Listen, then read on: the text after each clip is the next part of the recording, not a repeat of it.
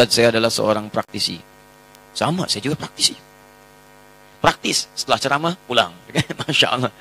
Praktisi ceramah, antum praktisi hukum, macam-macam. Bahkan salah satu dari pendiri BMT, Alhamdulillah. Sekarang bersama teman-teman sudah lumayan besar, Alhamdulillah. Dan dipandang oleh masyarakat. Harus dipandang, kalau nggak dipandang nggak kelihatan. Tapi ketika sudah besar seperti ini, malah saya ingin keluar karena dengan berbagai pertanyaan tentang riba. Itu biasa Pak, Ibu, teman-teman. Kalau kecil, ujiannya kecil. Kalau besar, ujiannya dia besar. Dan Allah itu nggak mungkin menguji yang kecil dengan ujian besar, mustahil. Kalau antum masih kecil, iman kecil, ya keadaan keimanan masih lemah, maka akan diuji dengan yang ringan supaya menaikkan ke keadaan yang lebih baik lagi. Antum jarang ke masjid, mulai ke masjid dikasih hujan yang ringan. Supaya menguatkan, kalau sudah hujan gerimis mau ke masjid, kasih hujan deras. Hujan deras sudah ke masjid, kasih kilat. Kalau dengan semua itu ke masjid, makin kuat iman antum. Biasa itu.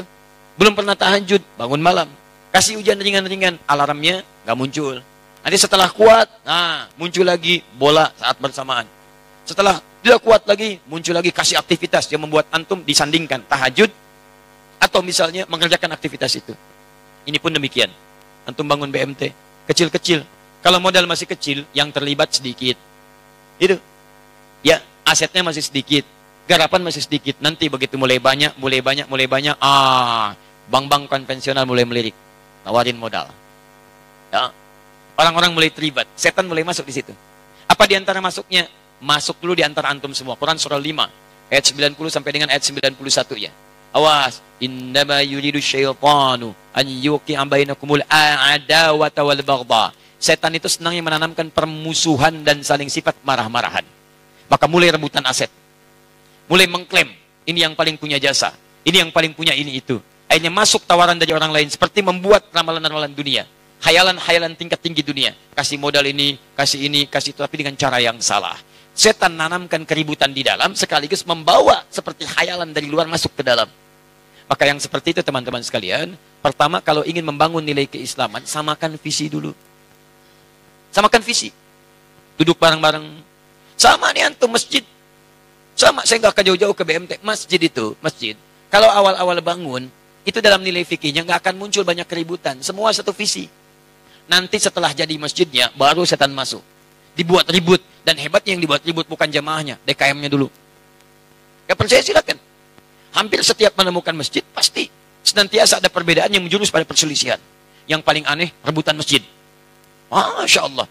Katanya rumah Allah. Kok rumah Allah direbut? Silakan cek. Ada itu. Makanya kalau masjid belum jadi, kita kompak sama-sama. Setelah masjid jadi, bukan bikin program dulu. Yang ada adalah kumpul. Para pengurus masjid, donaturnya, segalanya. Keluarkanlah ajaran fikih masjid. Apa di antara ajaran pertama fikih masjid? Semua masjid yang sudah jadi disebutkan oleh Al-Quran menggunakan pemiliknya. Umumnya kalimatnya masajidallah. Quran surah kedua ayat 114. Wa man azlamu mimman man'a masajidallah. Quran surah 9 ayat 18. Innama ya'muru masajidallah. Masajidallah, masjid-masjidnya Allah. Yang punya Allah. Yang punya bukan yang paling banyak uangnya. Yang punya bukan yang paling besar tenaganya. Yang punya bukan yang paling kuat pengaruh kedudukannya. Yang punya Allah. Karena yang punya Allah, maka hukum Allah diikuti. Antum punya rumah, yang bikin aturan antum. Masa saya datang ke rumah antum mengatakan, Pak, tolong Pak, ini kursi nggak bagus. Taruhnya di kamar mandi aja Pak. Kamar yang ini ganti Pak, jangan jadi kamar, jadikan toilet. Gak mungkin. Antum datang ke rumah Allah, aturan yang berlaku, aturan Allah. Masuk rumah antum, duduk. Masuk rumah Allah, sholat. 2 rakaat, baru duduk. Masuk rumah antum, silahkan. Kerjakan yang sesuai antum inginkan. Masuk rumah Allah, keinginan Allah diikuti.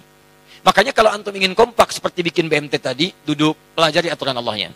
Setelah itu keluarkan, ini, setan ini akan masuk lewat tantangan begini. Godaannya akan masuk lewat ini. Bikin tarbiyah. Kalau sudah kuat, maka setiap akan muncul tantangan di masa depan, antum sudah siap menghadapinya. Ya.